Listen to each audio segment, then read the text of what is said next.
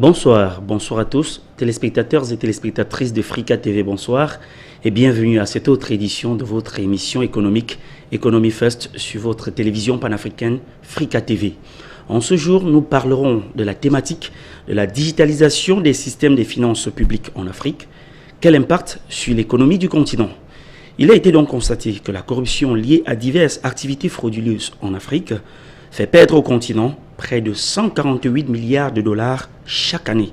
Alors, soit environ 25% du PIB en moyenne du continent noir. L'Union africaine s'est tour à tour penchée sur la question en essayant de rechercher des solutions pour pouvoir pallier à ce phénomène qui chaque jour fait perdre autant de capitaux pour le continent. Mais d'une façon ou d'une autre, le phénomène persiste, les conséquences s'en suivent et l'Afrique, face à une situation aussi importante, n'a que les yeux pour regarder. Alors aujourd'hui, nous allons pouvoir essayer d'échanger autour de cette question en scrutant davantage les méandres de la question de la corruption et surtout face à ce palliatif qui est la digitalisation. Avant de revenir sur cette table pour pouvoir échanger avec nos différents panélistes, nous allons d'abord observer cette transition avant de revenir pour pouvoir échanger sur la question.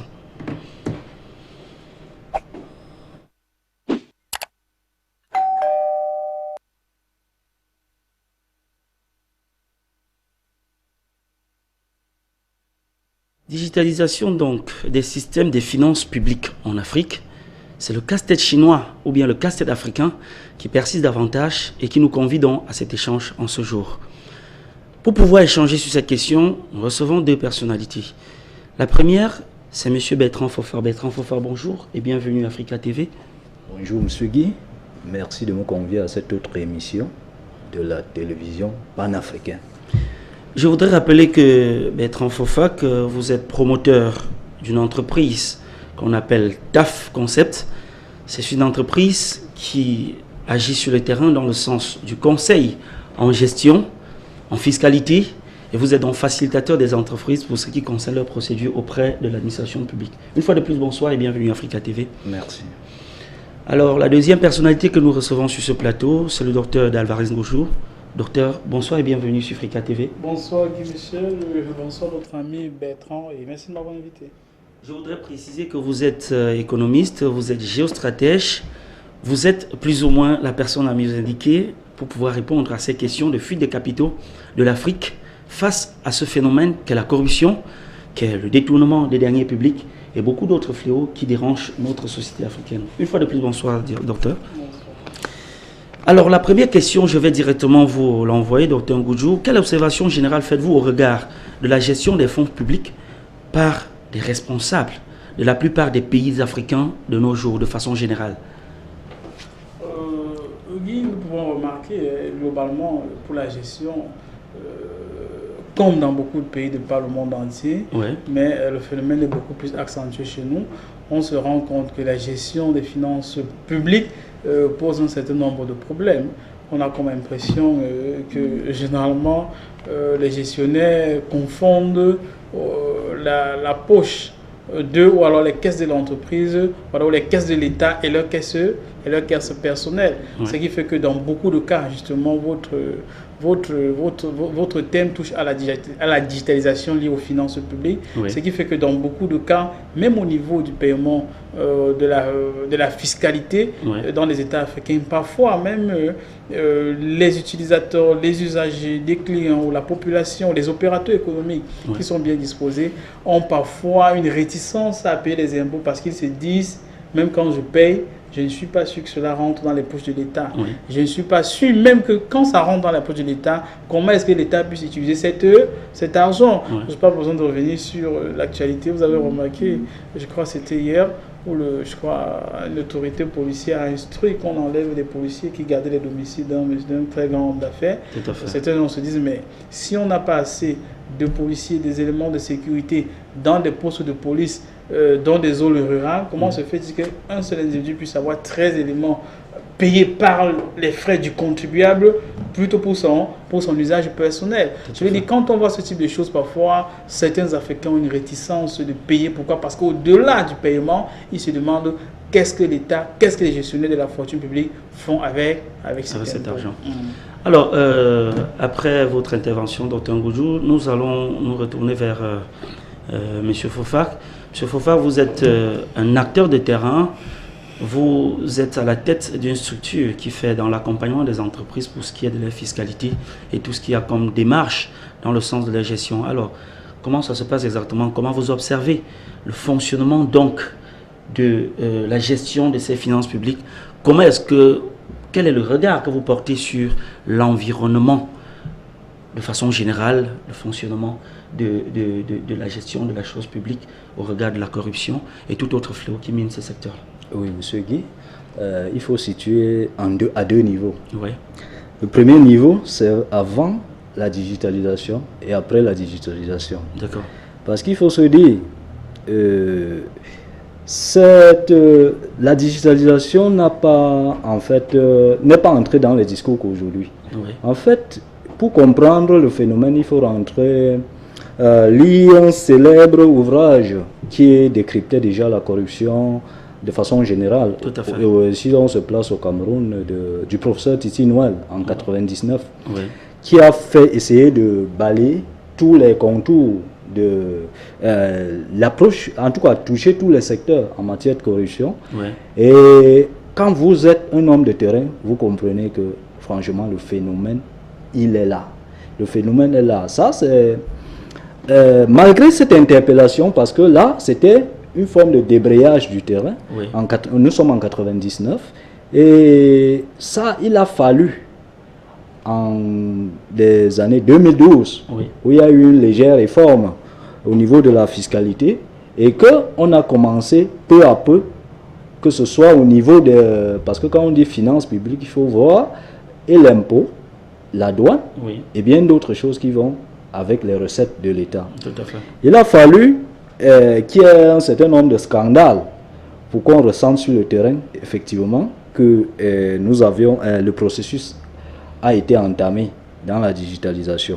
Okay. Maintenant, de façon pratique, lorsque vous rencontrez vraiment, vous êtes au parfum des contribuables, ouais. Vous ne pouvez qu'aller dans la même lancée que le docteur pour dire effectivement ça a découragé beaucoup de contribuables. Ouais. Ça a découragé beaucoup d'investisseurs d'ailleurs, parce que lorsque vous parcourez les rapports Doing Business, vous comprenez que l'un des éléments importants pour investir dans un pays, c'est le niveau, en tout cas au niveau administratif, c'est la lutte contre la corruption, ouais. Si on s'en tient au climat des affaires. Or, nous le vivons au jour le jour. Ouais. Et ce phénomène, d'abord, c'est-à-dire il a été encore plus accentué à partir du moment où on se retrouvait dans une situation de crise qui n'a fait que s'accentuer. Ouais. Et par conséquent, tout fonctionnaire, en tout cas l'essentiel des fonctionnaires de l'administration fiscale, ont trouvé le moyen de compléter les fins du mois. Et malheureusement, c'est sur la tête du contribuable. Généralement, quand on parle de la corruption, on a toujours cette question qui revient. En réalité, qui corrompt qui? Qui est le principal acteur de la corruption? Ou bien qui est le premier élément qui déclenche le processus de corruption? Est-ce la personne qui sollicite le service ou bien celui-là à qui on demande le service, M. Fofa? En fait, c'est un problème d'intérêt. Ouais. Celui qui a l'intérêt le premier est le corrupteur. Mais en fait, comme déjà dans le code pénal, en fait, que tu sois corrupteur ou corrompu, tu es pénalisé normalement au même titre. Mais s'il faut rester au Cameroun, la vérité c'est que régulièrement, celui qui va plus vers l'administration, c'est le contribuable. Ouais. Donc, la plupart du temps, il veut un service, oui. Il rencontre un offreur de service, oui. Ils connaissent la procédure normale, oui. Mais parce qu'il y a un intérêt privé, il est obligé de céder. Alors aujourd'hui, Dr Ngoudjou, en réalité, à qui incombe la responsabilité de la corruption entre les deux acteurs qui interviennent dans ce processus? Parce qu'on a toujours eu à comprendre qu'en réalité, il y a deux intervenants. D'un côté, quelqu'un qui sollicite un service, et de l'autre, celui qui offre les services. La responsabilité de la corruption au premier plan incombe à qui entre les deux? Non, je pense que la responsabilité incombe aux deux personnes, puisque comme notre ami Bertrand l'a si bien dit, même au niveau du code pénal, pour qu'il puisse avoir un corrompu, il faut un corrupteur. Et cela engage les responsabilités. Maintenant, il faut bien savoir que, comme il a parlé du climat des affaires, il peut y avoir des éléments qui incitent une personne à prendre une décision qui n'est pas forcément à son avantage. Tout à fait. Je prends l'exemple des opérateurs économiques. Il y en a beaucoup qui arrivent dans des pays africains. Ils veulent investir. Officiellement, il y a des très belles lois. Mais quand il faut appliquer, ils ont quand même mieux. Vous avez un dossier que vous mettez chez une autorité. Et le dossier marche chez lui une semaine, 2, 3, 4, 1 mois, 2 mois, des années. En fait, la personne n'active pas le processus de corruption, mais elle attend à ce que vous-même, vous puissiez savoir ce dont il a besoin. Tout à fait. Tant que vous ne lui donnez pas, c'est pas une valise, c'est pas une enveloppe, la personne ne réagit pas. C'est quand vous déclenchez le processus par une valise, par de l'argent, que la personne réagit. Donc, en ce moment-là, on peut se dire que l'élément principal qui a activé la corruption, c'est le corrompu. Mais c'est une corruption qui, au début, donne les passifs, puisqu'il ne dit rien. Il garde juste votre dossier. Mais maintenant, moi, je pense qu'à côté de cela, il y a un troisième acteur que nous ne devons pas négliger. Certes, nous avons le corrompu, nous avons le corrupteur, mais le troisième acteur, il y a des agents de régulation qui ont la responsabilité de lutter contre les crimes financiers, contre la corruption. Je prends par exemple l'exemple de la CONAC, la Commission nationale anticorruption pour le Cameroun, la NIF, l'Agence nationale d'inspection financière, qui a les responsabilités pour lutter contre cela. Mais si nous avons des éléments comme ceux-là qui sont censés jouer le rôle d'arbitre, mais qui concrètement on ne les sent pas, ça fait encore problème. Et dans le contexte camerounais, cela renvoie au grand arbitre, puisque au-dessus de la CONAC ou de la NIF, nous avons tout cela, le contrôle supérieur de l'État. Le contrôle supérieur de l'État. Oui, mais au-dessus de tout cela, tous ils font un rapport au président de la République. Et c'est le président de la République qui a la responsabilité d'enclencher une action peut-être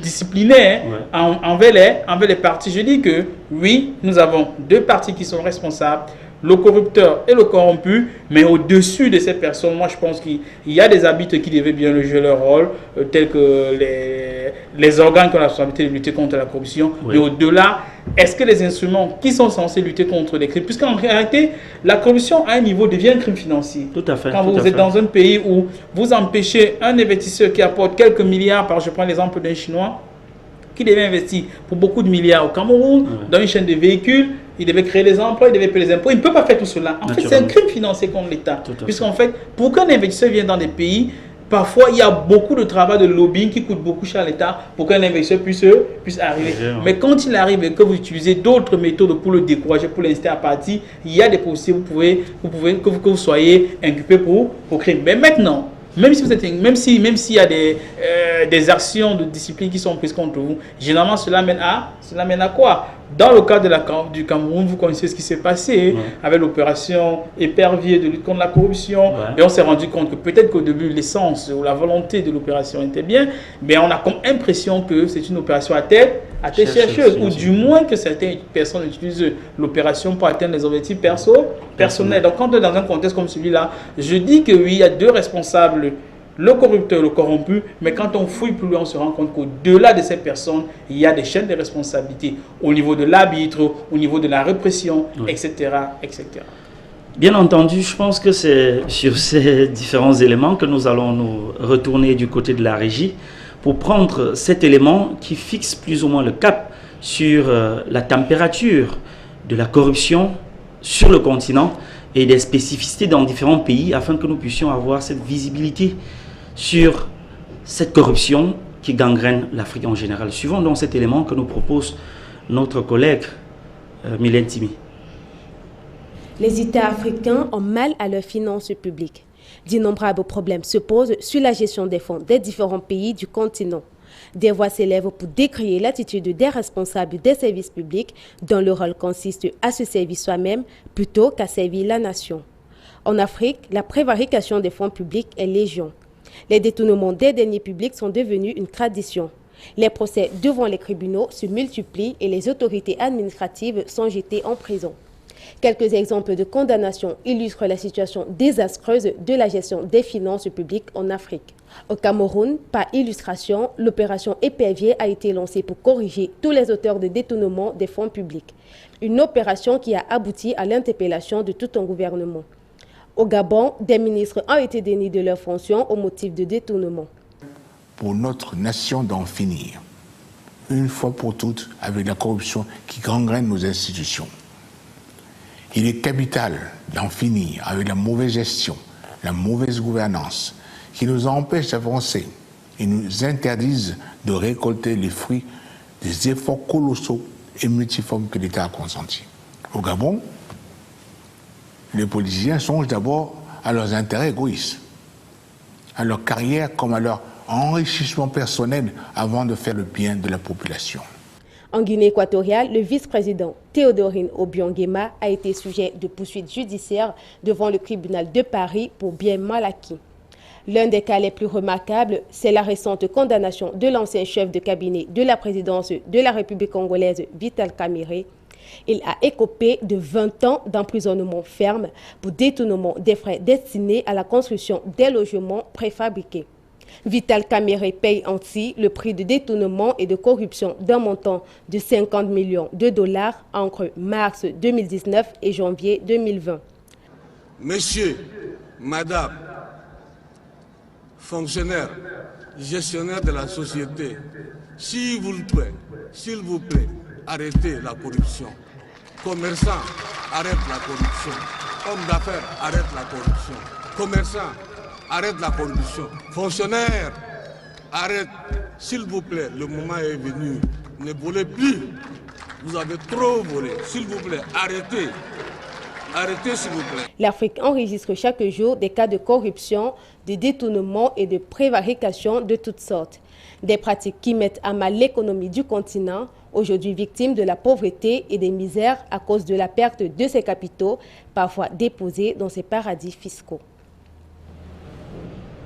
Alors voilà un élément qui nous présente l'état de la corruption sur le continent noir et montre véritablement que le fléau est tellement enraciné que même les chefs d'État ne savent plus exactement à quel sens s'ouvrir.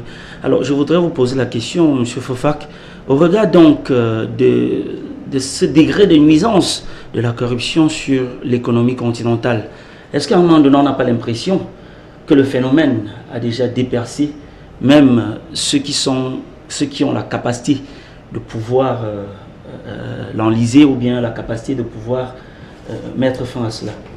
Monsieur Guy, je ne penserais pas comme ça. Ouais. Ce qui est vrai, c'est qu'on ne peut pas détacher la corruption de la gouvernance. Ouais. Il faut se poser la question pourquoi on corrompt. Si on répond exactement à cette question, on risque de trouver la réponse à votre question. Tout à fait. En réalité, vous allez déjà voir qu'en Afrique, l'intensité n'est pas le même. Vous allez voir sur le plan historique, quand vous passez d'un chef d'État à l'autre, ouais, ce n'est pas le même niveau. Parce qu'il y a quelque chose qui est fait en aval et quelque chose qui est fait en amont. Ouais. En réalité, il faut passer par la prévention. Il y a la prévention. Quand ce stade a échoué, il faut s'attendre aux conséquences comme on vit aujourd'hui. Il y a une dernière chance. Cette chance, c'est quoi? C'est la répression. Ouais. Quand en amont et en aval, ces deux éléments ne sont pas faits, on ne peut que vivre le phénomène comme ça. Ouais. Et réellement, quand vous allez voir au Kenya, au Rwanda, par exemple, vous allez voir, ce n'est pas la même... La corruption ne se présente pas de la même façon. Ouais. Parce que le système coercitif, l'éducation des masses, ouais, et même le niveau de vie sont des facteurs qui contribuent au phénomène. On regarde régulièrement le phénomène, mais on refuse de le comprendre davantage pour le combattre. Et il sera difficile de combattre ce qu'on ne comprend pas. Ouais. J'ai l'habitude de considérer un peu la corruption comme une boule de neige. C'est-à-dire, en réalité, quand nous sommes ici, je veux un service, tu as le service, tu es offreur de service, je suis demandeur. Ouais. Naturellement, si je suis satisfait, si j'obtiens ce que je veux et que je t'ai donné ce que je veux, ce que tu veux, je pense qu'il n'y a pas de problème. Parfois, le régulateur n'est même pas au courant de ce qui s'est passé entre nous. Tout à fait. Donc, ça devient quelque part une question de mentalité. Une question de... C'est-à-dire, il faut regarder ça parfois sous l'angle du patriotisme. Parce que, idéalement, lorsqu'on a le phénomène comme la corruption, si on cherche à le combattre sans véritablement regarder pourquoi elle est là, on risque de ne pas atteindre l'objectif. Ok.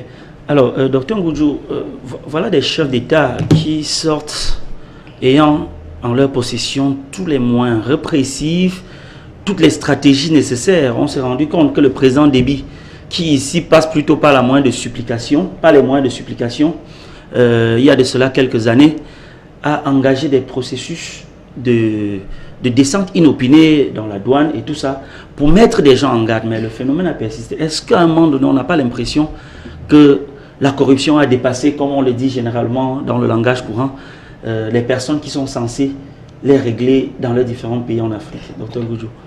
Pas vraiment, Guy Michel. Et comme notre ami a dit, il faut bien savoir qu'en Afrique, on corrompt. Mais en fait, justement, en Afrique, c'est la petite corruption. Ailleurs, il y a de la corruption. Je prends un exemple qui est censé être l'un des référents mondiaux, la Commission de l'Union européenne à Bruxelles. Au siège même de la Commission à Bruxelles, vous savez, l'Europe est prise comme un exemple partout. Tout à fait. Il y a des bureaux pour des lobbyistes. Les lobbyistes, ce sont des personnes qui sont mandatées par des grands groupes, par des grandes multinationales, par des grands intérêts financiers et autres. Et qui sont là pour influencer sur les lois que l'on vote au Parlement européen. Ils voudraient que les lois soient en leur faveur. Cela, c'est officiel. Et croyez-moi, Guy Michel, ils ne le font pas gratuit. Ils ont des bureaux pour cela. Je prends, il y a par exemple les produits phytosanitaires que l'on utilise en France dans certains, dans l'agriculture, qui en principe devaient déjà être interdits. Mais ils ont voté des moratoires là-dessus. C'est au vu et au su de tout le monde. Je prends un élément simple. Vous savez, actuellement, l'un des principaux avocats de la Chine en Europe, c'est qui? C'est Jean-Pierre Raffarin, l'ancien Premier ministre français. Vous pensez qu'il défend les intérêts chinois en Europe, c'est gratuit? Non. On voit quand même que quelque part, il devait quand même pouvoir avoir ce qu'on appelle un conflit d'intérêts. Puisqu'il a encore de l'influence qu'il a eue dans le landau politique français et même dans toute l'Union européenne quand même, puisque la France a une grande influence dans l'Union européenne. Il y a l'ancien président de la commission, Romano Prodi, il travaille pour les grands groupes aujourd'hui. Ils sont nombreux là. Vous savez, des gars, aujourd'hui, ils disent qu'ils défendent les intérêts des populations puisqu'ils sont politiques, président de la Commission européenne. Demain, directement, ils travaillent pour un grand groupe. Vous pensez qu'ils le font gratuit? Non. Nous avons constaté tout récemment, par exemple, avec la crise du Covid. Ça n'a pas été compréhensible que les Européens ne puissent pas se mettre d'accord sur un médicament alors qu'ils ont des grands laboratoires pharmaceutiques. Juste que chacun tire ses intérêts. C'est même pourquoi directement, après un peu la petite accalmie que nous sommes en train de constater, la France a mis sur pied des commissions d'enquête. On a dit, mais on ne sait pas ce qui s'est passé. Quand vous pouvez vous entendre, et justement quand vous écoutez des gens comme le professeur Raoult s'exprimer, on a comme impression qu'en fait ce sont les grands groupes financiers qui sont en train de se disputer. Quand quelqu'un est président d'un organisme qui est censé gérer la régulation des médicaments et que son épouse, d'un grand groupe qui joue dans la régulation des médicaments et que son épouse est ministre de la Santé, il y a conflit d'intérêt. Et en ce moment-là, ce conflit d'intérêt est lié au mal d'argent. Ce n'était qu'une introduction pour dire qu'en fait, partout il y a de la corruption. En fait, la corruption au niveau de chez nous, c'est même minime, puisqu'en fait, c'est encore de la débrouillardise. Juste que cela, l'impact d'ailleurs n'est pas si puissant, puisqu'en fait, ces gens ont atteint un niveau de développement où la corruption n'a pas un très grand impact dans les sociétés par rapport à chez nous. Chez nous, nous sommes au niveau des besoins de base. Manger, boire, dormir. Quand nous avons cette difficulté et qu'une bonne partie de l'économie tourne au noir du fait de la corruption, l'impact se voit facilement sur le terrain. D'où l'importance pour dire que ce n'est pas seulement en Afrique, mais il faudrait prendre des mesures, puisque nous ne pouvons pas rester disant qu'il y a un mauvais exemple qui se passe ailleurs. Nous allons aussi implémenter ça chez nous, nous allons copier cela. Pourquoi? Parce que l'impact est trop grave chez nous. Un élément très simple. Quand vous parliez un peu plus haut de la fuite des capitaux sur le continent africain, la plupart des entreprises, par exemple, qui constituent le tissu industriel sur le continent africain, sont les multinationales. Or, ces multinationales, jusqu'à 95% ne sont pas africains. Or, ce sont ces multinationales, d'abord en amont, qui se lancent dans des opérations de corruption pour obtenir des agréments, pour obtenir, je sais pas quoi, des concessions minières, des concessions pétrolières. Premièrement, c'est pratiquement gratuit. Le dernier exemple en date tout récemment, je crois que c'est l'année passée, le président de la République du Cameroun a demandé qu'on enquête dans quelles conditions on a attribué l'agrément à Orange, puisque les gens ne comprennent pas.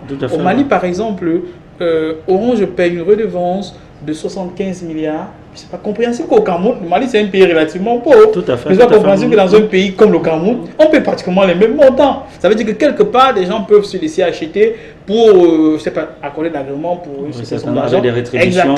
Exact, les rétrocommissions. Exact. Donc, quand on est dans un contexte comme celui-là, l'impact est réel. Au-delà, je crois que c'est le président Déby lui-même qui en avait parlé. C'était l'année dernière quand nous faisions les débats sur la rareté des devises. Beaucoup d'entreprises, par exemple multinationales, qui exportent leur production du continent africain, généralement quand les capitaux viennent en devise, ils mettent ça ailleurs directement. C'est-à-dire au Cameroun, vous exportez par je sais pas quoi des bananes. Normalement l'argent de cette devise doit d'abord rentrer à la BA. Tout à fait. Oui, c'est votre argent, mais ça rentre d'abord à la BA. Ensuite vous pouvez gérer le rapatriement de capitaux. Ce qu'ils font, c'est que quand ils exportent la marchandise, ils donnent directement un autre compte dans leur pays, on va directement vers cet argent-là. Or, ce n'est pas conforme aux lois de chez nous. Et pratiquement de tous les pays. De tous les pays. Les devises doivent d'abord rentrer, ensuite vous pouvez réutiliser. Or, à mon avis, ces entreprises ne peuvent pas prendre sur elles de faire ces décisions-là. Si on ne les frappe pas de manière sérieuse, ça veut dire que quelque part, il y a des choses qui sont passées. Le dernier exemple en date, je crois, c'était les Marocains de la société camerounaise de BAM, dont la crise s'est avérée que, puisqu'en fait, une bonne partie des comptes de la SNH, Société nationale des hydrocarbures, qui est pratiquement le porte-monnaie de l'État camerounais, est logé dans la banque SCB. Et, curieusement, l'argent même que la SNH met là-bas pour l'exportation du pétrole, les gars de la SCBC marocaine prenaient ça pour spéculer sur le marché avec. Ce qui est assez grave. Normalement, ils devraient être frappés. C'est vrai qu'ils devraient être frappés. Je crois qu'il y avait une punition qui avait été donnée l'année dernière. Mais je ne sais pas si l'on a implémenté cela. Je dis, quand nous sommes dans des cas comme celui-là, si vous faites ce type de corruption, si vous avez ce type d'acte, l'impact sur l'économie est conséquent, est important. Si l'État n'a pas ne parvient pas à entrer dans ses frais au niveau de la SNH, cela a un impact réel sur la santé, sur l'éducation, sur pratiquement partout. Oui, exact. Or, ailleurs, les politiques qui sont implémentées, il y a une grande corruption, mais l'impact total sur le plan de la vie sociale des personnes n'est pas aussi perceptible que chez nous. Donc nous ne devons pas commettre les mêmes erreurs qu'eux. Pourquoi? Parce qu'en fait, chez eux, il y a quand même des mécanismes qui sont mis en place pour que l'impact ne se répercute pas facilement sur la population. Naturellement. Maintenant, je voudrais aussi poser cette question. En réalité, quand on écoute souvent les montants qui sont détournés par ceux-là, les détournements de fonds publics, c'est quand même beaucoup d'argent. Si on prend tout simplement le cas du chef du cabinet, du président Tshisekedi en République démocratique du Congo, 50 millions de dollars, autant d'argent pour un individu tout seul. Est-ce que réellement, autant d'argent peut profiter vraiment à quelqu'un tout seul? Est-ce qu'à un moment donné, il n'y a pas une sorte de gourmandise financière dans l'action de ces personnes, M. Fofa? Monsieur Guy, j'ai dit tout à l'heure, en réalité, il faut aller regarder ça ailleurs.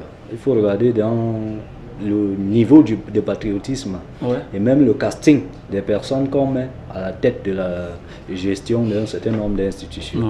Parce que, idéalement, dans un pays comme le nôtre, où l'indice de développement humain est assez faible, où tout le monde, il y a tous les problèmes.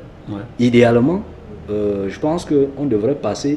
Les sanctions qui sont proposées sont même encore légères. Et idéalement, l'État encourage, même si on s'en tient au Cameroun, il faut se dire, l'État encourage d'une façon ou d'une autre ces systèmes-là. À cause déjà, c'est-à-dire, il y a l'impunité. Peut-être il y a quelques épiphénomènes, il y a quelques petits cas où on croit qu'on a sanctionné, mais en réalité, quand vous vivez au quotidien les administrations et comment elles vivent, franchement, c'est la méchanceté.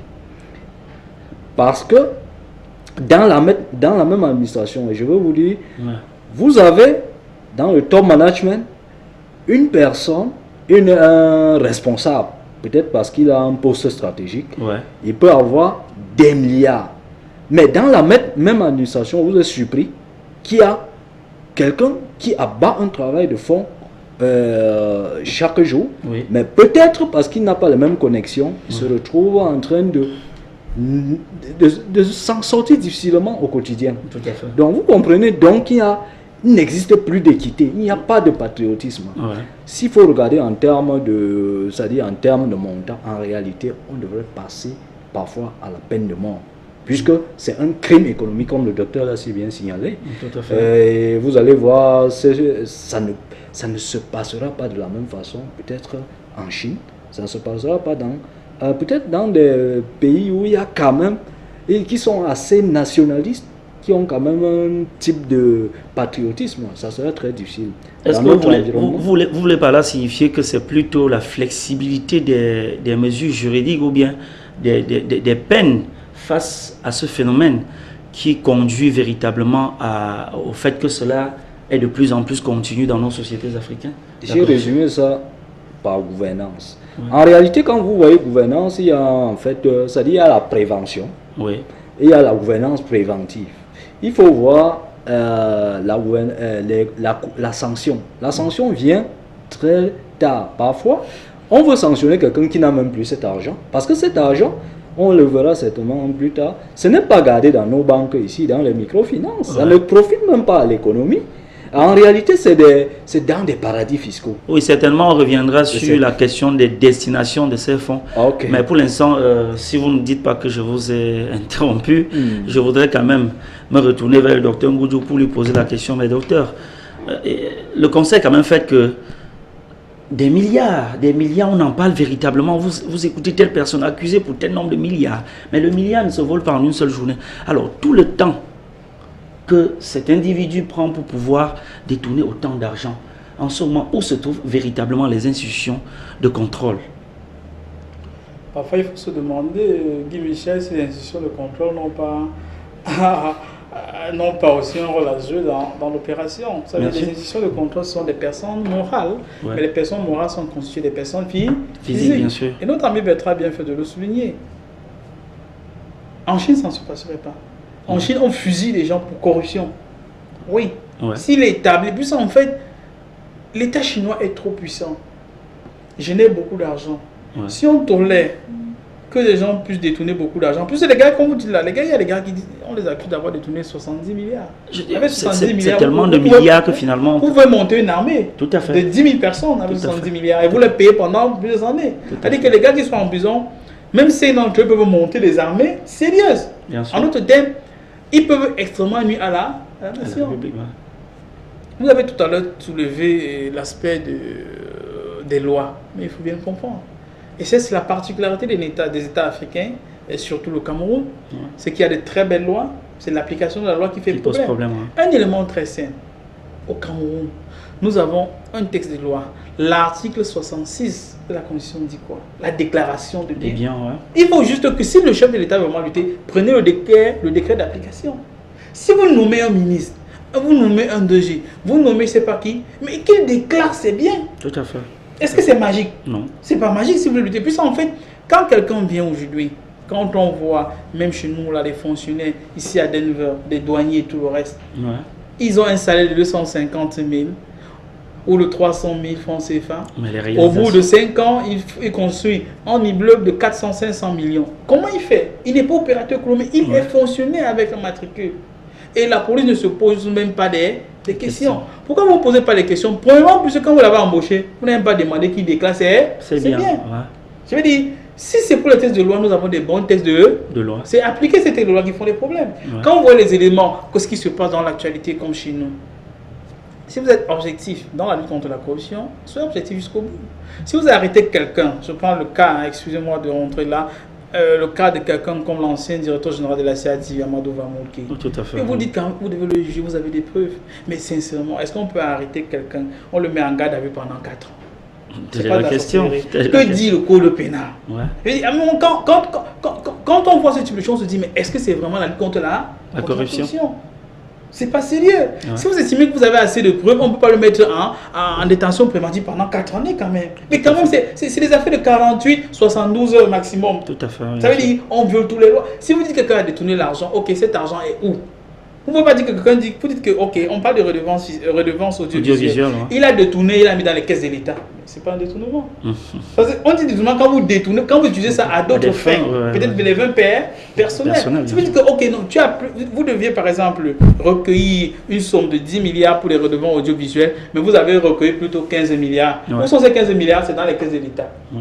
Ça fait problème quand même. Si vous dites que la personne a vraiment détourné, je veux dire quoi? Qu'en fait, il y a l'application de textes, mais même au niveau de l'arbitre, ou même au niveau de, vous avez parlé tout des institutions, des organes, s'il n'y a pas une certaine probité, cela fait problème. Si vous mettez en place, par exemple, un organe de lutte contre la corruption, comme le tribunal criminel spécial, qui stipule clairement que quand une personne est accusée dans ce sens-là, si la personne rembourse le corps du délit, il faudrait que la personne soit en liberté. Mais si les gens veulent rembourser le corps du délit, ou curieusement certains remboursent, mais sont toujours en prison, ça fait problème. Et là, en ce moment-là, même ceux qui sont en prison disent, mais ça ne vaut pas la peine que j'ai remboursé, X ou Y a voulu rembourser, il est toujours avec nous ici. Puis s'il y a des variables incitatives, il y a des variables qui peuvent inciter les gens à ce qu'on rentre dans nos frais. Je veux dire, à mon avis, Guy Michel, certes, on va tout lutter, certes, nous avons des bons organes, certes, nous avons des belles lois, mais il faut veiller à l'application de la loi. Quand nous voyons tous les jours, il y a des hommes d'affaires, il y a des personnalités chez qui on les arrête tous les jours, qui aujourd'hui on a volé. Il dit que son cuisinier lui a volé 100 millions. L'autre jour, c'est le jardinier qui a volé 50 millions. L'autre a volé 1000 euros au CMACM. La loi interdit même qu'on ait 100 millions à la maison. Naturellement. Et qu'on a un jour interpellé la personne pour lui poser des questions. Mais tout récemment, je crois qu'on l'a nommé PCA de l'institution dans le secteur hospitalier. Je veux dire, on a comme l'impression qu'il a fait du bon boulot, qu'il faut encore l'encourager dans ce son sens. Travail. Donc, moi, je pense qu'il faut appliquer les lois. Si on n'applique pas vraiment, ce phénomène mauvais risquerait de continuer. Mais certainement, je voudrais poser aussi cette autre question. Est-ce qu'à un moment donné, l'argument de la corruption aussi, ça c'est vu sur un autre angle, est-ce que l'argument de la corruption ne se présente pas parfois, corruption, détournement des deniers publics, ne se présente pas parfois en Afrique comme des moyens de règlement de comptes politiques, au moment où on se rend compte que c'est quand ce jeune, par exemple en Côte d'Ivoire, Guillaume Soro, déclare sa candidature, que son ancien coéquipier Ouattara estime qu'il a détourné beaucoup d'argent, il est accusé de faire de corruption, et du coup, il écope d'une peine d'emprisonnement de 20 ans. Est-ce qu'à un moment donné, on n'a pas l'impression que cette corruption-là, à un moment donné, devient aussi élément de règlement de compte politique, M. Fofana? Effectivement, M. Guy, si vous le permettez, je rentre légèrement sur l'intervention du docteur. En réalité, il faut même ajouter à cela que si vous faites un constat empirique, vous allez constater qu'au Cameroun, le décès d'un détourneur met fin régulièrement à l'action publique. Et ce n'est pas normal. En réalité, lorsque vous avez emmagasiner une fortune, quand vous mourrez, la fortune ne meurt pas. Donc en réalité, c'est les deniers publics, restent deniers publics, même si vous êtes décédé. Bien sûr. Donc c'était une parenthèse. Maintenant, rentrons un peu dans votre préoccupation, ça c'est une évidence. Il faut le dire, vous allez constater, et on va rentrer toujours dans la gouvernance, pour dire, en réalité, tout est politisé au Cameroun. En réalité, la corruption devient même un instrument de gouvernance. Et c'est là où ça devient très compliqué parce que on peut se poser la question, qui lutte contre la pauvreté? Lorsque les politiques, parce que la dernière fois, je vous ai dit, tout se conçoit au niveau de la politique. Tout à fait. Maintenant, il y a même dans les textes, en réalité, il y a le texte, dans les lois, il y a le texte, d'application. Et non, le texte et l'esprit. Tout à fait. En réalité, est-ce que celui qui écrit le texte a vraiment envie de combattre la corruption? Je pense que non. En réalité, quand vous prenez sous cet angle-là, c'est un instrument. C'est-à-dire, c'est un piège qu'on t'a tendu. On sait, on fait même des audits. Le contrôle supérieur de l'État fait son travail la plupart du temps. Mais les résultats sont classés quelque part. On attend. J'ai posé la question tout à l'heure de savoir exactement est-ce qu'on vole le milliard en une seule journée, pour demander donc pendant tout ce processus, où sont ces institutions qui ont pour charge de réguler ou bien de la régularisation des caisses de l'État pour qu'on arrive à 5 milliards, 50 milliards, 400 milliards, ainsi de suite. Monsieur Guy, je veux vous dire que si c'est sous cet angle-là, je parle en connaissance de cause, le contrôle supérieur de l'État est régulièrement fait des passages réguliers dans des entreprises. Naturellement. Le problème, c'est qu'est-ce qu'on en fait des résultats. Puisque, et non même pas, le contrôle supérieur, c'est un ministère, ils sont délégués. En réalité, ils n'ont pas de pouvoir de coercition. Quand ils produisent leur rapport. Maintenant, les politiques, celui qui doit sanctionner, qu'est-ce qu'il en fait? Et je pense que vous avez pleinement raison de penser que c'est pour un usage politique. Et nous avons des cas qui ont illustré ça, que ce soit ici, que ce soit le cas de M. Soro, et bien d'autres cas. Et à partir de là, les débats sont faussés. Parce que, objectivement, vous pouvez commettre le même crime, c'est un crime économique, puni par la même loi, mais vous êtes sanctionné, l'autre n'est pas sanctionné. Tout à fait. C'est une forme d'injustice à la limite. Naturellement. Donc c'est ça le problème. Ok. Alors, nous vous posons cette autre question, docteur. En réalité, autant d'argent que l'on détourne, autant d'argent que l'on vole, pour la plupart du temps, on fait comprendre aux gens que ça rentre dans les paradis fiscaux. Mais je voudrais poser cette question. Où est destiné vraiment cet argent? Et comment est-ce que l'administration ne met pas sur pied des méthodes de rapatriement de cet argent pour le développement du pays?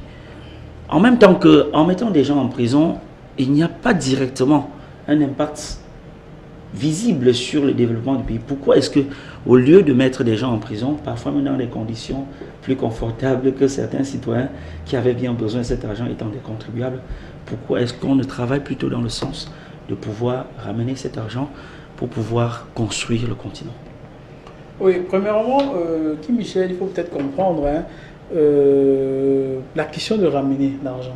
Dans beaucoup de cas, d'abord, au niveau de cette question, beaucoup de personnes coupables disent qu'elles n'ont rien fait.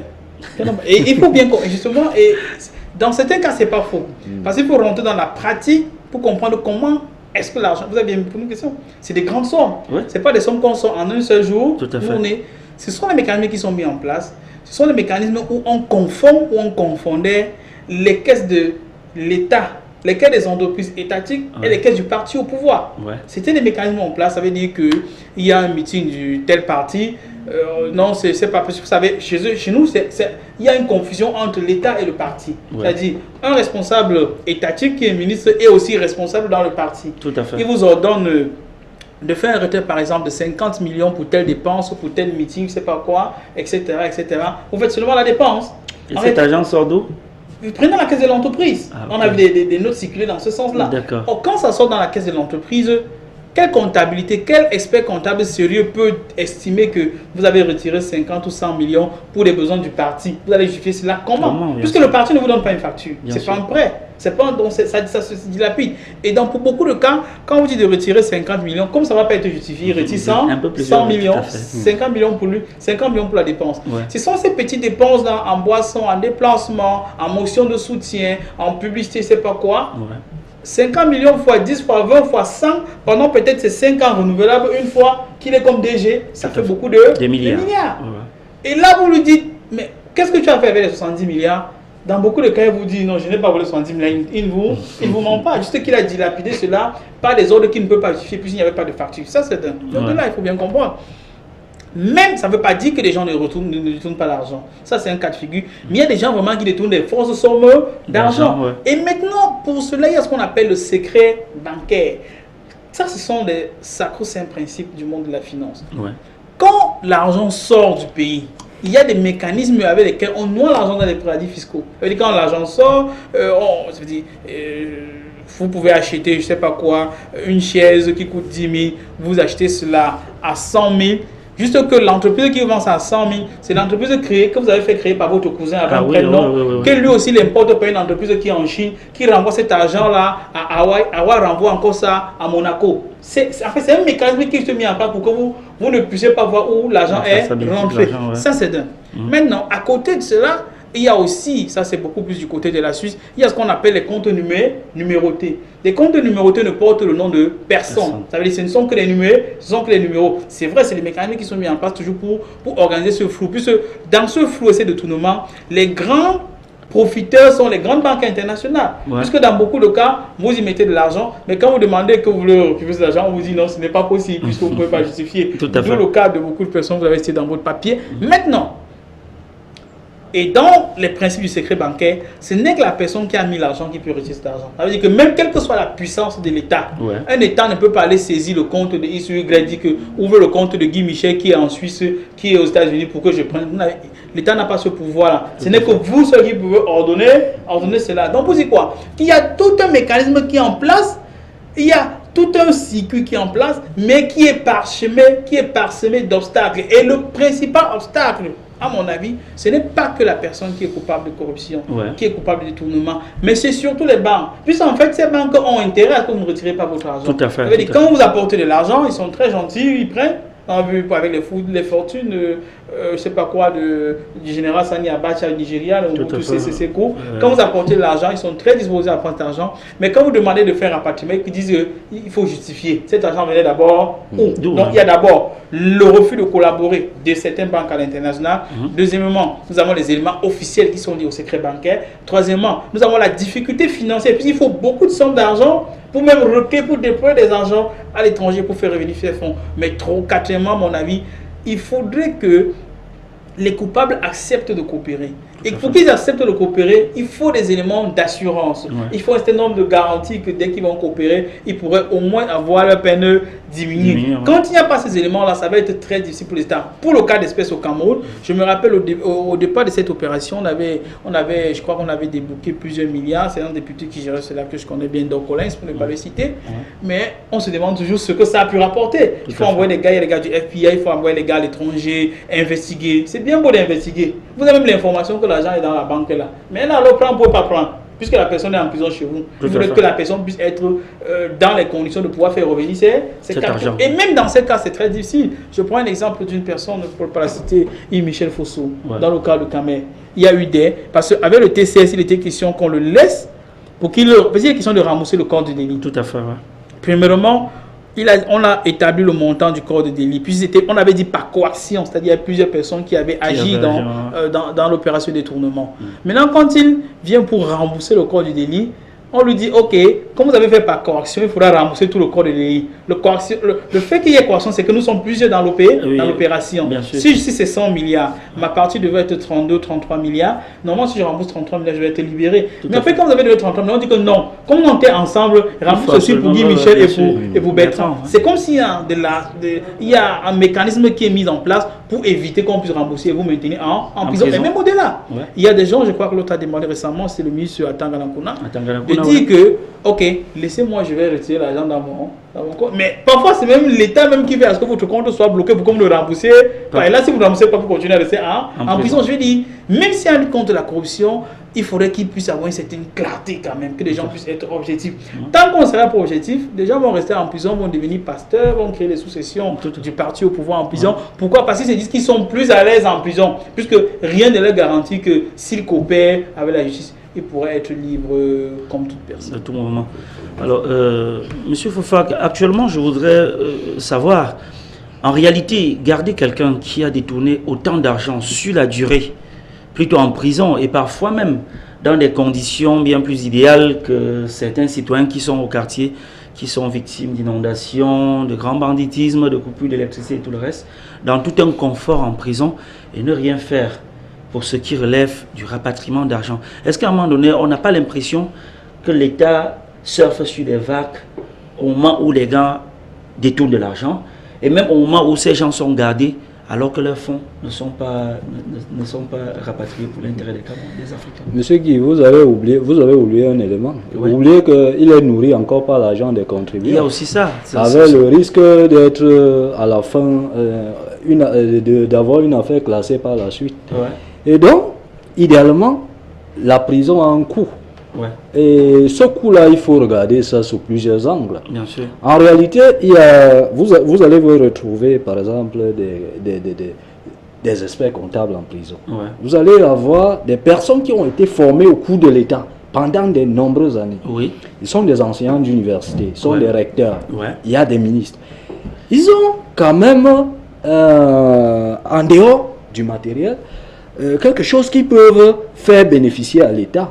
Ça veut dire qu'en termes de peine même déjà, opter pour la prison, pour ce genre de personnes, les travaux d'intérêt général auraient été plus productifs parce que vous ne pouvez pas vous échapper, vous êtes sous surveillance et on peut décider par exemple si vous avez détourné 10 milliards, au lieu de vous donner 20 ans de prison, qu'on sait que vous n'avez plus encore 5 ans, pourquoi ne pas décider que vous allez travailler, vous êtes enseignant d'université, vous continuez à enseigner et on vous retire, on vous donne juste la pension minimum, et on saisit l'essentiel de vos biens. Et si l'État voulait, si le politique, si les autorités voudraient savoir exactement où se trouve cet argent, ils trouveraient. Et rassurez-vous, là où vous êtes là, si vous avez, on vient vous laisser 500 millions ici dans la chambre aussi. On est capable de vous retrouver ce soir. Mais pourquoi quelqu'un qui a volé des milliards, il est là, on fait des procès interminables et on n'arrive pas à la fin à récupérer de l'argent, à savoir où est là. Et vous avez des sociétés fictives là, vous avez des entreprises qui finalement se regroupent à une même personne. Mais cette personne est détenue, mais sa famille fonctionne normalement. Donc, c'est même à ce niveau que je voudrais poser cette question-là. En réalité, un monsieur ou bien des personnes, des groupes de personnes, si on s'en tient à cet élément de notre collègue Mylène Timi, on a parlé de tout un gouvernement en prison, du Premier ministre jusqu'au secrétaire général, même quelques délégués départementaux et régionaux. Alors, dans un contexte pareil, est-ce que c'est même pas une façon aussi de donner l'opportunité à ces gens de se retrouver dans un cadre tous ensemble et de mieux coordonner les affaires, étant entendu que ces personnes sont certes en prison, mais leurs affaires sont là, et pour d'autres, ils ont même des biens immobiliers. Jusqu'ici, on n'est pas toujours situé sur un bien immobilier qui a été saisi pour pouvoir rembourser le corps du délit. Pourquoi cette façon de laisser ces gens dans ces contextes? Est-ce que le gouvernement a d'autres intérêts qui sont bien cachés, bien au-delà même de la pénalisation ou bien du fait de faire souffrir ces personnes? Est-ce que c'est même pas une autre complicité qui, dans certains cas, profite à l'administration sur d'autres formes? Et effectivement, vous allez rentrer encore au niveau de la politique. En réalité, vous avez vu, pour ceux qui ont essayé un peu de... qui ont vu vraiment... qui ont vécu pendant les années 80, ils vous diront certainement que franchement les prisons n'étaient pas aussi saturées. Et il y a deux raisons. En réalité, les gens ne pouvaient pas voler des sommes assez faramineuses parce qu'il y avait une sanction. Mais en dehors de ça, vous allez voir qu'il y avait les corvées, le système des corvées était beaucoup plus développé. Et ça, je pense que c'est même plus productif. En réalité, mettre des intelligences dans un même cadre, ça nous coûte et finalement c'est un risque parce que ceux qui sortiront de là risquent de ne jamais vous rembourser. Mais à côté de ça, vous êtes exposés parce qu'ils ont eu le temps à travailler, parce que en prison, vous avez tout. Vous avez tout. Ils n'ont parfois même dehors, ils n'ont jamais eu l'occasion de s'asseoir autour d'une table. Mais parce qu'ils sont là-bas, ça se travaille. Et vous allez voir des films, dans des grands films américains, vous allez voir que tous les grands coups se préparent en prison. Donc c'est un risque pour l'État. Alors, la plupart des pays africains aspirent à une gestion saine de leur trésorerie. Pensez-vous, aujourd'hui, pour entrer dans le cadre de la digitalisation, Dr Ngudjou, pensez-vous donc que l'informatisation ou bien de la digitalisation du système financier de ces pays-là puisse véritablement favoriser l'assainissement donc des finances publiques dans la plupart des pays africains, Dr Alvarez Ngudjou? Moi, je pense que la digitalisation du paiement, ou du moins la digitalisation des finances publiques a un impact très positif. Premièrement, un des éléments qui a un impact important sur le taux de corruption en Afrique, c'est du fait que les gens manipulent beaucoup le cash, l'argent en liquide. Et quand les gens manipulent l'argent en liquide, vous savez, l'argent en liquide n'a pas de traçabilité. Si c'est digitalisé, il y a une traçabilité. Bien sûr, Si vous partez dans une administration, vous avez payé, on dit que vous n'avez pas payé, c'est monté, c'est descendu, etc. Alors quand vous payez de manière digitale, il y a une traçabilité qui est, on peut retrouver même 50 ans après, s'il y a lieu de le faire, vous êtes obligé de conserver la paperasse. Donc, pour moi, je pense que la digitalisation va participer à améliorer les recettes fiscales des États, puisque une bonne partie des besoins étatiques sur le court terme est financée par les impôts, notamment la santé, notamment l'éducation, etc. etc. Mais la fiscalité aussi peut financer l'économie sur le long terme, si elle est très bien organisée. Un des impacts importants, c'est que avec la digitalisation, la bureaucratie est diminuée. Vous n'avez pas besoin d'aller de bureau X à Y, etc., etc. Avec votre téléphone, votre poste d'ordinateur, vous pouvez gérer un certain nombre de choses. Ça donne. Mais au-delà quand même, j'ai parlé, il y a le fait que la bureaucratie est diminuée, mais il y a aussi le fait qu'il y a un impact considérable, il y a un gain de temps important, puisque vous ne vous déplacez pas. Mais surtout, ça c'est à l'avantage de l'administration, c'est qu'il y a le coût du recouvrement fiscal n'est pas élevé pour l'administration. Pourquoi? Parce qu'en fait, quand on vous envoie des agents fiscaux à votre structure, cela coûte à l'État. C'est des gens qui sont en mission, ils ont besoin de frais de mission. Et cela coûte en ressources humaines, c'est-à-dire on a 2, 3, 4 personnes qu'on envoie dans une équipe. C'est de la ressource humaine qu'on pouvait affecter à d'autres services. On les met en recouvrement pour venir chez vous. Mais quand vous êtes avec votre téléphone portable, quand vous êtes avec votre ordinateur, premièrement, gain en temps, pas de tracasserie bureaucratique, mais au-delà de cela, il y a la traçabilité, mais surtout, c'est moins cher pour l'État, puisque vous payez directement avec votre terminal, qui peut être le téléphone, qui peut être l'ordinateur, qui peut être même votre compte bancaire, mais en e-banking, en ligne, sans que l'État n'envoie des gens qui viennent chez vous. Puisque, en fait, quand les gens viennent chez vous, ce n'est pas gratuit. L'État doit les payer, les sommes, l'État doit payer la salle, l'État doit les entretenir. Or, en digitalisant, nous avons tous ces avantages-là. Mais au-delà de ces avantages, nous avons surtout, à mon avis, l'élément principal qui est la sécurisation des recettes fiscales. Puisque rien ne prouve que quand vous allez dans un bureau, vous donnez 100 000 ou 200 000 pour payer les impôts, rien ne prouve que ces 100 000 rentrent dans les bureaux de l'État ou dans le compte bancaire de l'État. Mais il y a quand même une assurance au moins à 95% que quand vous avez fait votre virement de votre téléphone ou de je sais pas quoi,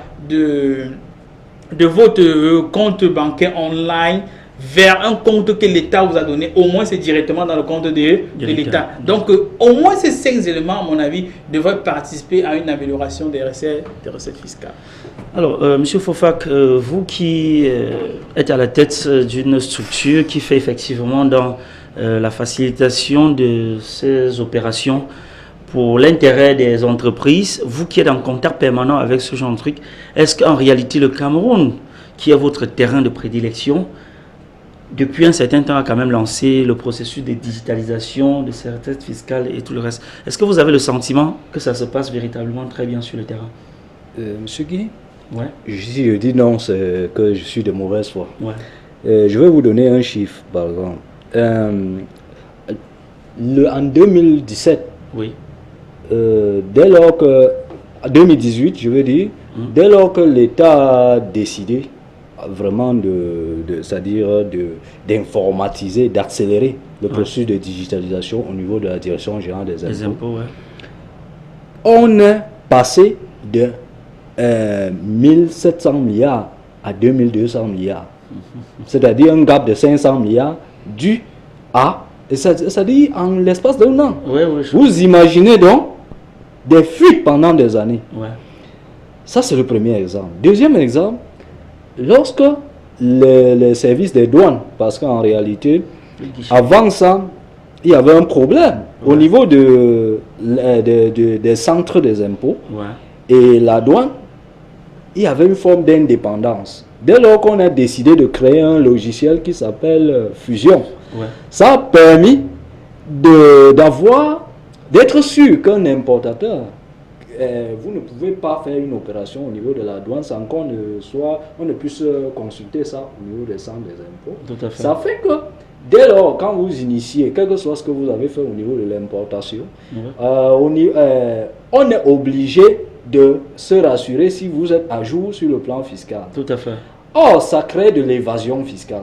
De l'évasion fiscale. Et ça a permis énormément, en plus des avantages que le docteur venait d'évoquer, d'augmenter la recette de l'État. Ouais. Et vous allez voir, ça entre même, c'est même en fait, ça fait partie même déjà des prescriptions des organismes financiers aujourd'hui. Quand ils décident de vous financer, il faut bien qu'on se rassure qu'il y a quand même un minimum de sécurisation des fonds publics. Peut-être ça peut être détourné par la suite, mais au moins le contribuable aujourd'hui est à l'aise parce que ceux qui avaient de la peine à aller directement là, il sait que si je suis à Maroua, si je suis à Yaoundé, je peux m'asseoir devant mon ordinateur et déclarer. Ça fait que le taux, la télédéclaration, le fait de télédéclarer a augmenté suffisamment les recettes sur le plan financier. Et désormais, il y a une mesure récente qui est en train de se systématiser. Par exemple, on décide que tout, quel que soit votre montant, vous devez aller payer par banque. Avant, ça se payait encore à la caisse.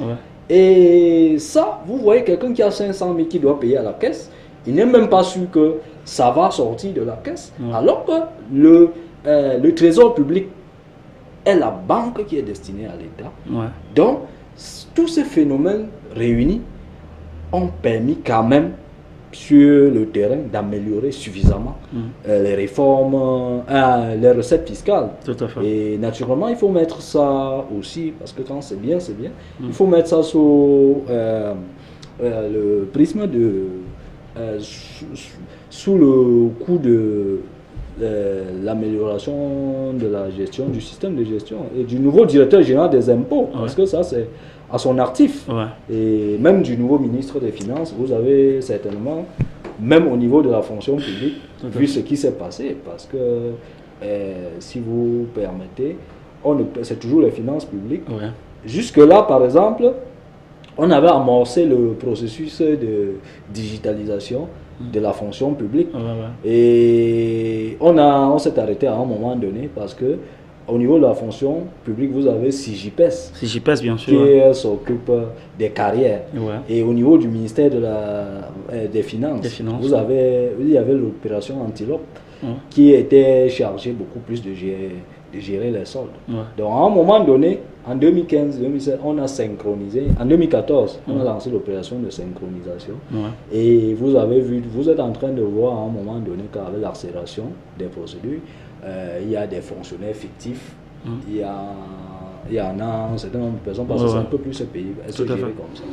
Alors, tout récemment, Dr Goudiou, on a assisté au Cameroun, dans le cas du Cameroun particulièrement, à l'assainissement du fichier solde de l'État, où un certain nombre de fonctionnaires, des centaines de millions, ont été déclarés insolvables dans le compte de l'État, avec au finish beaucoup d'argent qui était enregistré par des personnes tapies dans l'ombre. Et ça a été la déclaration du ministre camerounais des Finances. Est-ce que selon vous, avec l'évolution que nous sommes en train de prendre progressivement, est-ce que vous croyez donc que l'Afrique peut espérer des lendemains meilleurs pour ce qui est de la digitalisation de son système de gestion publique et peut-être assurer une meilleure gestion de ses finances publiques, Dr Goudiou? Oui, l'Afrique peut espérer. C'est qu'il y aura une amélioration. Nous pensons que la digitalisation va améliorer les choses. Vous avez bien fait de soulever l'affaire du personnel fictif au ministère, au niveau de la fonction publique camerounaise, ce qu'on appelait l'affaire Lebou, qui est monsieur Lebou, qui est aujourd'hui en prison, et un processus ou alors une opération dans laquelle il y avait des milliers de fonctionnaires fictifs qui touchaient de l'argent. Dans tous les cas, qui émergeaient en milliards dans les caisses de l'État. Bien sûr. Et cela nous fait penser à ce que je me disais tout à l'heure, mais l'idée qui me vient tout à l'heure, c'est qu'en fait, même si nous faisons la digitalisation, la digitalisation est faite par des humains, bien sûr. Au bout de la chaîne de la digitalisation, il y a des humains. Monsieur Lebou travaille au service la direction informatique du personnel. Or, au niveau de l'informatique du personnel, vous avez la possibilité de manipuler les matricules, de manipuler les cotisations sociales et beaucoup d'autres choses. Et ce n'est pas ce mécanisme-là que des gens ont retiré. Parce qu'il n'était pas le seul, c'est tout un système. Sûr, des gens qui avaient déjà démissionné, des gens qui étaient décédés, des gens qui étaient à la retraite, des gens qui étaient à l'étranger. Leur argent continuait de passer et c'était imagé. Or, si le système a pu accepter cela, c'est parce qu'il y a des gens au bout qui acceptent, qui valident cela. Au bout de la digitalisation, il y a toujours des humains qui vont toujours intervenir. Vous dites quoi? Vous dites que nous sommes en train de participer à ce qu'il y ait une digitalisation, à ce qu'il y ait une amélioration de la fiscalité, de la fiscalisation. Mais au-delà de cela, il faut une conscientisation de toute la population en général et ensuite des personnes qui y travaillent en particulier. Puisque si vous n'êtes pas conscient que ce sont ces impôts qui participent à ranger les routes, au bien-être social, à ce que l'État fasse aborde de manière optimale les charges et ses responsabilités, vous allez pouvoir faire ce que vous faites là. Et cela aura un impact sur nous. Puisque dans tous les cas, si on digitalise et qu'il y a une amélioration des recettes fiscales et qu'après des gens utilisent ces recettes fiscales pour les fins personnelles, ce qu'on n'a pas beaucoup avancé. C'est ce que nous avons fait tout récemment, il y a cela quelques années, au milieu des années 2000, avec le fait que l'État du Cameroun ait atteint les objectifs PPTE. On a atteint les objectifs PPTE. On a fait les économies pour le remboursement des dettes. On a eu beaucoup de milliards, mais qu'est-ce qu'on en a fait? C'était la question. Très bien, puisque la population a serré la ceinture, on a atteint les objectifs, nous n'avons plus remboursé un certain nombre de dettes au niveau d'un certain nombre de bailleurs de fonds. Mais maintenant, si ces fonds-là, si les souffrances de ces populations nous permettent d'améliorer nos recettes budgétaires, mais qu'après, ces recettes budgétaires disparaissent comme une vapeur, parfois on se dit on a fait beaucoup d'efforts, on a eu les résultats de l'effort, mais on ne sait pas ce qu'on a fait avec les résultats de cet effort. Tout à fait. Alors, directement, cette dernière question pour sortir, M. Fofak. Alors, à votre avis, quelle est l'astuce? Qu'est-ce qu'il faudrait vraiment mettre sur pied pour pouvoir espérer des lendemains meilleurs concernant le fonctionnement ou bien le système de fonctionnement de nos finances publiques en Afrique? Très bien. Il faut déjà dire à ce niveau, quand on parle de digitalisation, on parle de technologie. Nous, on a un problème. La technologie est importée. Et la technologie, lorsque vous avez une technologie que vous ne pouvez pas maîtriser, à un moment donné, les coûts de transactions sont très élevés. C'est-à-dire, vous aurez une panne et vous allez appeler quelqu'un qui quitte l'Europe. Pendant qu'il va venir faire la maintenance, vous verrez que on va rentrer à l'ancien processus. Donc, il faut se battre pour maîtriser la technologie. Et en dehors de ça, lorsque vous parcourez, vous essayez un peu de faire des recherches, vous allez comprendre que ces phénomènes de digitalisation ne viennent pas au fond des gouvernants. Ça vient, c'est financé par l'Union européenne pour certaines opérations. C'est financé encore par des personnes qui n'ont pas un intérêt direct. Donc, ça veut dire que l'État ne s'est pas encore approprié suffisamment les gouvernants de l'importance de cette digitalisation. Et à côté de ça, je pense que il y a une conscientisation générale. Et l'intérêt général devrait se mettre au-dessus des intérêts particuliers. Et il faut se dire, en Afrique quand même, ça ne va pas au même rythme parce qu'il y a, quand vous allez en Côte d'Ivoire et certains pays, c'est plus avancé que d'autres. Ok. Nous pensons donc que c'est sur cette prise de conscience collective et la volonté de servir l'État, servir la nation plutôt que de se servir, qu'on va pouvoir conduire le bateau africain à bon port. Merci une fois de plus à vous, chers panélistes, d'avoir accepté l'invitation de Frika TV. Merci encore, M. Bertrand Fofak, pour avoir été là dans le cadre de ces échanges. Je vous remercie. Merci. Excellente soirée. Alors, merci à vous également, Dr Delvarine Goudjou, pour avoir accepté l'invitation de Frika TV en cet après-midi. Mesdames et messieurs, fidèles téléspectateurs et téléspectatrices de Frika TV, merci infiniment pour votre aimable attention. À nous revoir la prochaine fois pour une autre édition d'Economy First sur notre chaîne panafricaine Frika TV. Au revoir et à plus tard.